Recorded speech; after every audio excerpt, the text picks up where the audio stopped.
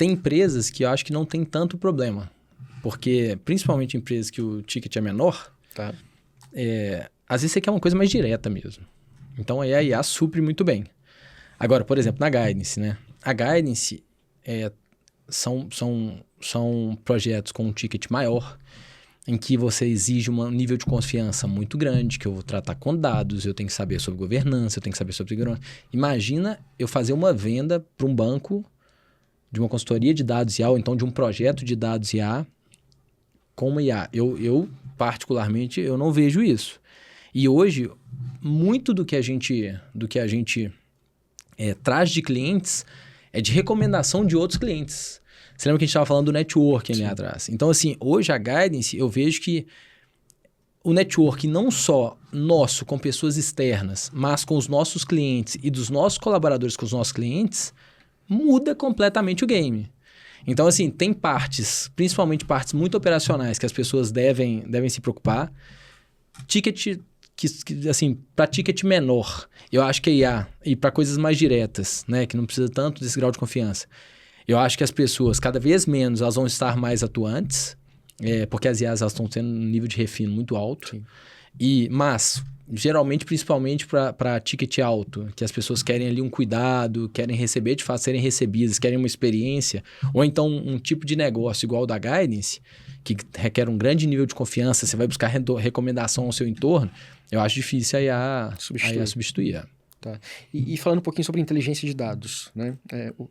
O que é inteligência de dados? Porque a gente vive isso muito no dia a dia, né? Então, às vezes você vai, por exemplo, no Verde Mar, né? Que é uma rede de supermercados aqui de Belo Horizonte.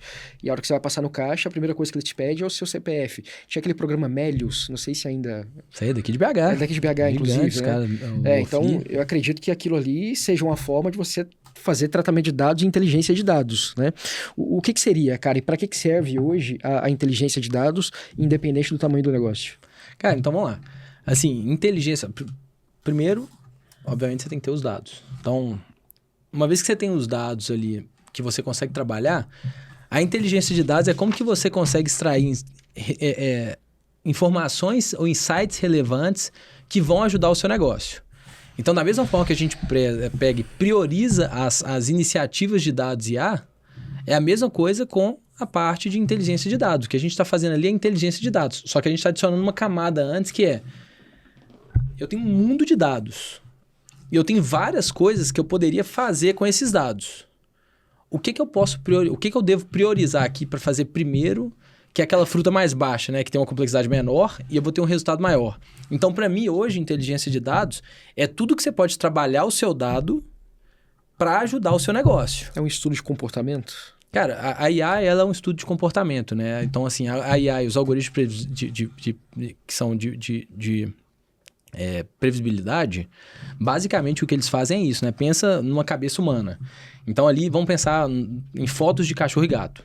Né? Você conhece cachorro e gato desde quando você é criança. Então, se você vê uma foto de um cachorro, você fala, isso aqui é um cachorro. Se você vê uma foto de um gato, você sabe que é uma foto de um gato.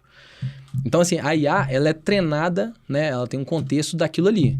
Então, ela entende, só que em vez de ser só uma cabeça, pensa em 1 milhão de cabeças pensando num universo gigante de dados. O que a IA faz?